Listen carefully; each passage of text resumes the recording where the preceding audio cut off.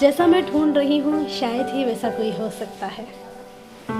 इस मेल के दौर में चिट्ठी कौन लिखता है, इस ब्लॉक अनब्लॉक के दौर में छुपकर कौन देखता है। जैसा मैं ढूंढ रही हूँ शायद ही वैसा कोई हो सकता है।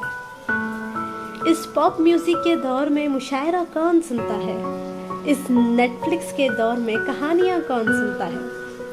जैसा मैं ढूंढ रही हूँ शायद ही वैसा कोई हो सकता है। इस फ्रेंचाइज के दौर में वो अपना नाम बनाएगा, इस HD मेकअप के दौर में मुझे बिना मेकअप अपनाएगा।